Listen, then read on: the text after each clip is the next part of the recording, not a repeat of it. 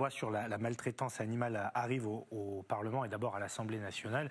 Et puis cette annonce tonitruante aujourd'hui du parc Astérix qui va fermer son delphinarium. Bonsoir Loïc Dombreval, merci d'être avec nous sur les antennes d'Azur TV. Vous êtes député de La République En Marche et spécialiste de cette question, mais surtout le rapporteur aussi de ce projet de loi. Comment avez-vous accueilli la décision du parc Astérix d'abord ? J'étais informé depuis quelque temps déjà que le parc Astérix devait mettre fin à son activité de delphinarium. C'est évidemment une bonne nouvelle, en tout cas sur le papier. La question reste de savoir ce que vont devenir ces 8 ou 9 dauphins, 8 dauphins qui vont quitter le parc. On dit qu'ils vont aller en Europe. C'est un petit peu vague. On va regarder ça attentivement. En tout cas, il me semble que c'est une décision qui va vraiment dans le sens de l'histoire. Ça fait longtemps qu'on en discute, qu'on en parle ensemble. D'ailleurs, vous m'avez souvent interrogé sur cette question. Il n'y a donc plus que 2 maintenant parcs aquatiques, enfin un delphinarium en France. Il y en avait 3 avec le parc Astérix, il n'y en a plus que 2. Dont un dans notre département et région. Du coup, quel avenir pour Marineland ? L'avenir de Marineland, c'est celui dont on a déjà parlé, c'est-à-dire qu'on va, dans la loi, inscrire la fin des animaux sauvages présents, enfin en tout cas des cétacés, orques et dauphins, présents dans ce parc de Marineland, avec une échéance de 2, 3, 4, 5 ans, 7 ans au maximum. Et donc ce qui va laisser le temps à Marineland de revoir sa stratégie de développement et sa stratégie commerciale. Vous savez, je pense que le pire pour Marineland et pour Planète Sauvage, qui est le 2e parc aquatique qui détient des cétacés en France, le pire, c'est de ne pas savoir. Le pire, c'est de ne pas connaître les échéances avec lesquelles la France souhaite mettre fin à la détention de ces cétacés. Parce que du coup, ils ne savent pas s'ils peuvent investir ou pas, ils ne savent pas comment ils peuvent éventuellement transformer leur parc ou au contraire le laisser en l'état. Maintenant, à la fin de cette loi, quand elle sera votée, au moins, ils auront une échéance claire et ils pourront prendre leurs décisions avec, évidemment, l'accompagnement de l'État. Loïc Dombreval, vous avez posé une question, à mon avis, centrale tout à l'heure, c'est qu'est-ce que vont devenir les 8-9 dauphins du parc Astérix ? Pardonnez-moi, mais est-ce qu'il n'aurait pas été plus logique de savoir d'abord ce qu'on allait faire des dauphins en question avant de fermer ce type de parc, parce qu'on sait que ces mammifères qui ont été nourris par la main de l'homme pendant des années sont incapables de se nourrir seuls. Donc à part quelques sanctuaires en mer, on ne voit pas où on pourra, pardonnez-moi, les recaser. Sur ce point, effectivement, les tentatives de réintroduction de dauphins nés en captivité sont extrêmement rares. Elles existent, mais elles sont extrêmement rares. Rick O'Barry, qui est celui qui avait dressé le fameux dauphin Flipper, a réussi ce type de réintroduction. Enfin, c'est effectivement très compliqué. Il faut être absolument clair là-dessus. La façon avec laquelle demain les dauphins vont aller, enfin où ils vont aller, c'est plusieurs possibilités.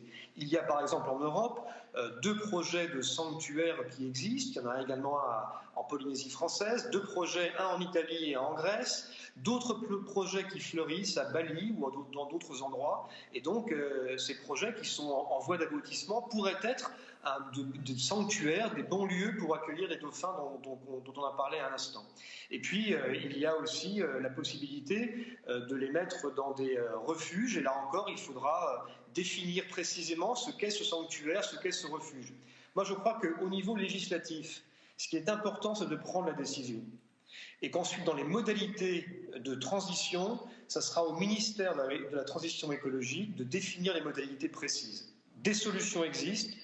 Des solutions sont aussi à créer. On en connaît les modalités. Il faudra juste, entre guillemets, voir de quelle façon concrète est-ce que les choses se passent et avec quel budget. Mais vous savez qu'à Lipsi, par exemple en Grèce, ou à Tarente en Italie, ou même en Islande, il y a déjà des projets qui sont quasiment aboutis.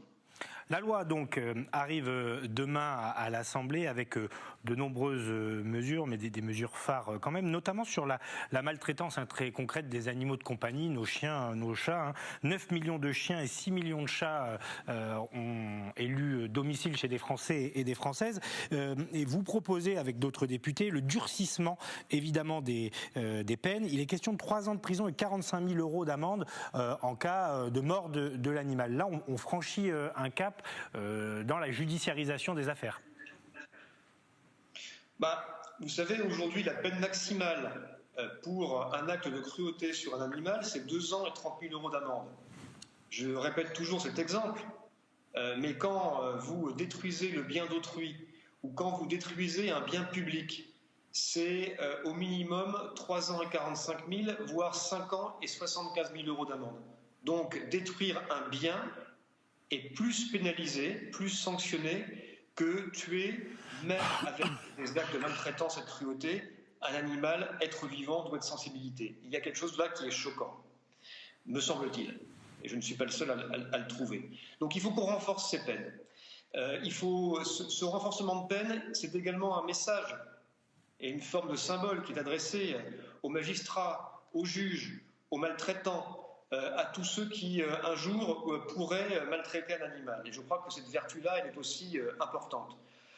Songez qu'aujourd'hui, donner la mort volontairement à un animal, je ne parle pas avec acte de cruauté ou de maltraitance avérée, avec des sévices graves, mais simplement, entre guillemets, simplement, donner la mort à un animal, c'est une contravention. C'est une contravention, c'est 1 500 € d'amende, une contravention de 5e classe. Il y a quelque chose de là que je trouve extrêmement choquant. Et le renforcement de ces peines, jusqu'à 5 ans et 75 000 € d'amende, si les actes de cruauté ont entraîné la mort de l'animal, 5 ans et 75 000 € d'amende, c'est ce que l'on souhaite faire voter dans l'hémicycle cette semaine, et ça me semble être la moindre des choses. Alors il y a beaucoup de volets qui sont abordés, l'élevage, les conditions de revente des animaux, les abandons aussi, avec cette question du certificat dont on avait parlé déjà sur cette antenne, certificat pour les propriétaires des animaux de compagnie.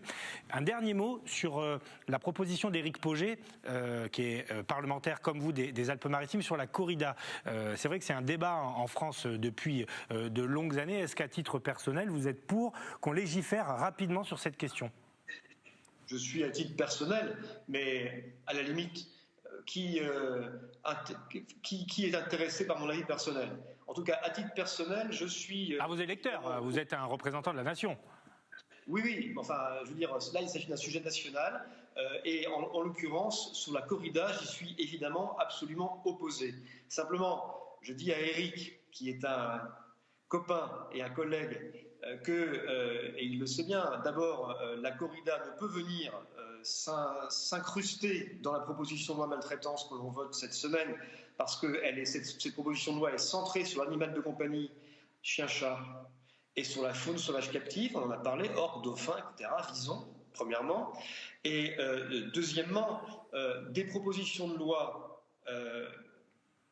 une rédaction d'une proposition de loi, c'est assez simple. La déposer, c'est aussi assez simple. La difficulté, c'est de la faire voter. Oui. Ça, oui. Voilà.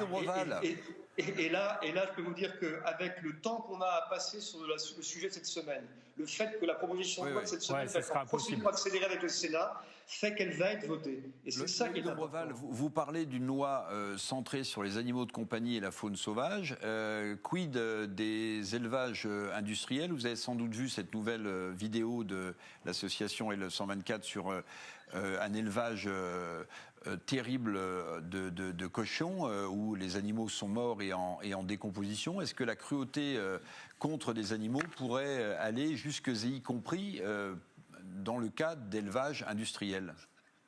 Mais il y a bien sûr, évidemment, des pratiques dans un certain nombre d'élevages, des pratiques d'élevage, notamment dans les élevages industriels, qui sont à revoir. Sur le cas d'espèces dont vous me parlez, je suis très gêné. Parce qu'en réalité, cet élevage était déjà un élevage à l'abandon, pour lequel le vétérinaire et la société, la coopérative à laquelle appartient cet élevage, accompagnent l'éleveur en question pour le faire transiter vers autre chose. C'est un éleveur qui va très très mal. Et l'élevage était connu pour cela. Donc, les images sont odieuses, bien sûr, mais l'éleveur va également très mal. Voilà ce que je voudrais dire. Et ça fait réfléchir également sur la façon avec laquelle on a amené ces éleveurs à toujours produire plus, à toujours produire moins cher, à toujours produire plus vite. C'est ça, en fait, le drame de l'élevage intensif. Et c'est sur ces pratiques-là que je souhaite qu'un jour, on soit en capacité, dans notre pays, à légiférer. Merci beaucoup.